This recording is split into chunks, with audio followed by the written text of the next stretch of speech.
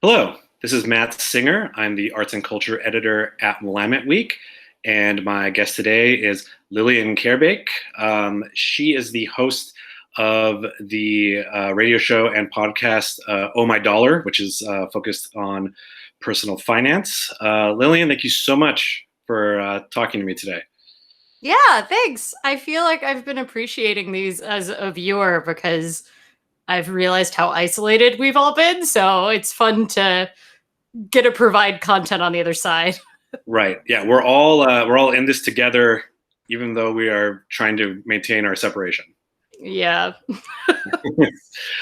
So along those lines, how has your quarantine been? What have you been doing the last, God, what is it now, 6 months or almost to Yeah.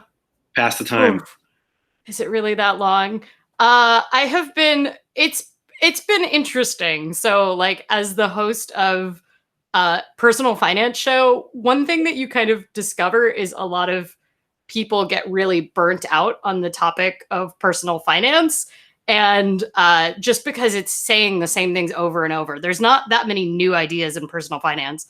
And once COVID hit, suddenly I had gone from someone that was like, oh, just another year of making shows about budgeting and 401ks to like, this is the most fascinating time to be covering personal finance, particularly because I tend to focus on like, like self-employed people and musicians and gig workers, all of which who have been like disproportionately impacted by this. And I also spend a lot of time talking about like intersectionality, and there's just been so many interesting conversations about it. But at the same time, like we're all dealing with the psychic effects of being isolated and being stuck in our houses, and trying to do live radio from your house is definitely like one of the more complicated things. And so I have never had more interesting content to be produced. Like there's so many things that I've dived into, like Animal Crossing on the lighter end was like Animal Crossing was this huge thing that happened, and they have a stock market called the stock market because it's based on turnips in there. And I just got to do lots of interesting topics and talk to people about how they're handling it.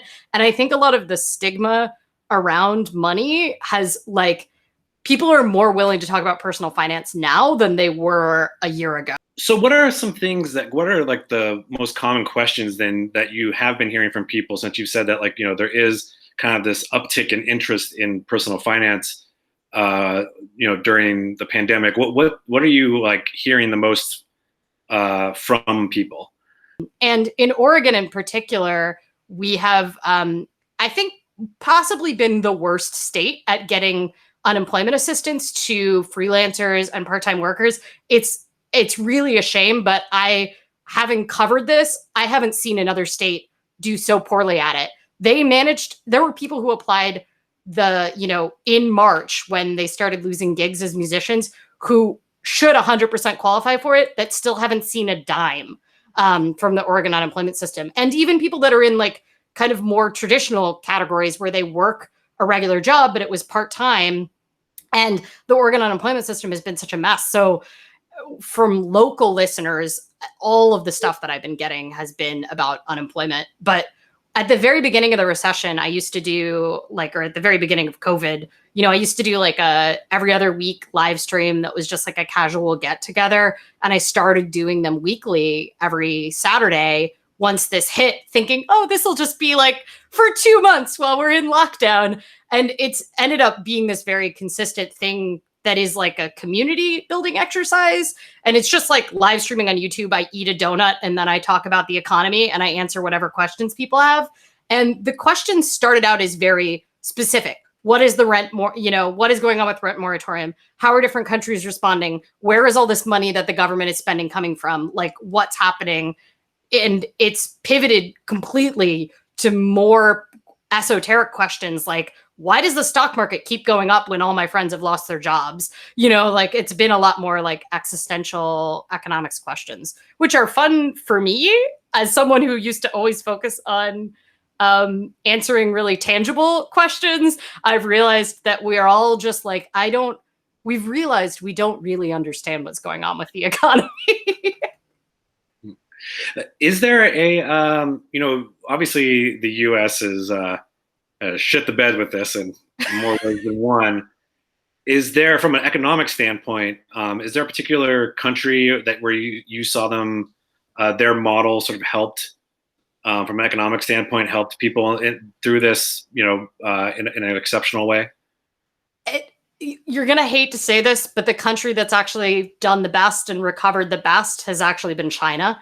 And the reason China has done so well is that they're a command economy. So if they need to make more jobs, they just make more jobs. And the other reason that China had such success with this, besides the fact that they can control their citizens and make people lock down and stuff like that, is that the personal savings rate in China is 33%.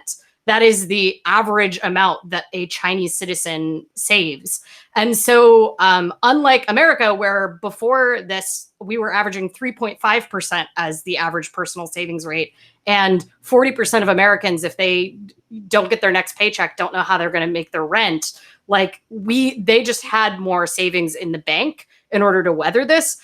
If there's like a silver lining maybe to this situation financially for some people, it's that there's less to do and thus there's less to just kind of blow money on. So for those people who are seeing this little extra bit of money on each paycheck that they still have left over, what advice do you have for them in terms of what's the smartest thing to do with that money? If you feel safe with your cushion, if you, in addition to having more money, you already feel like you have decent savings, then I gotta tell you, one great thing you can do is just give money away. There's no rules that says you have to wait for the government to get it together to take your taxes and then figure out an efficient way to get it to other people. And I think we all know someone that's hurting, especially if you're in the arts part of this world. You know someone who needs help with their rent or help paying for their car or whatever it is, and you could just give. I've seen a lot of things, flying through Venmo of people giving other friends money. And I've made it my point to 10% of what I'm making is going out to either charities or I'm trying to actually focus on mutual aid. I have friends that are school teachers at David Douglas and have been organizing for immigrant families that don't qualify for any of the government assistance. And I'm just giving them money because they know how to get it to the right families. And I think giving money away is very helpful. And then the other thing I want to say is a lot of people may be overly confident about their jobs. And it's very easy if you've been in that steady paycheck world and you haven't had to save a bunch in the past, if you haven't existed in the freelancer world or gig economy world, that you might not have a very big emergency cushion. It's okay to save and take care of yourself. Beyond some of those, altruistic uses for that you've mentioned, has your personal spending shifted at all over the last couple of months? Oh, I am loving the excuse to buy things from Etsy shops. The whole hey, I can buy things from Black-owned small businesses on Etsy and feel ooh, yay, I get pretty pins and this was a small business purchase. I got a little tiny donut hat to wear on my head. No one needs that. It's not an essential. So I have really enjoyed being able to I made it a point to spend spend or donate 100% of my stimulus income because I was personally okay. And it was very hard for me as someone who loves savings to give up that money, but it was also delightful to be able to oh, I can just buy things. And also, I'm a big fan of the 50% to 100% tip when you go and get takeout. So if you are someone that is fortunate enough to be able to try to be doing takeout and supporting, local restaurants, remember that a lot of service industry workers are suffering huge cuts to their income because a lot of them do get so much of their income from tips right now. And it makes you feel cool to do a 50% tip. And honestly, Portland is so cheap for takeout and dining out compared to other cities that it's still not going to raise your bill. It's still going to be less than the cost of eating out in New York City or London. So is that donut hat the strangest purchase you've made during quarantine, or is there anything else that stands out for you? I made one really ridiculous purchase that is probably like less fantastical looking than that, but I got hot pink figure skating rollerblades custom made for me.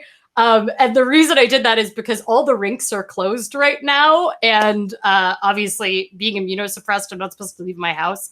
But I can socially distanced figure skate. And figure skating rollerblades are very specific. They have toe picks on them, and they're like meant to mimic the like edge of a figure skate. And so, yeah, I do have hot pink roller skates now. I'm waiting to be famous on TikTok because I feel like if you have hot pink rollerblades, you should be famous on TikTok, right?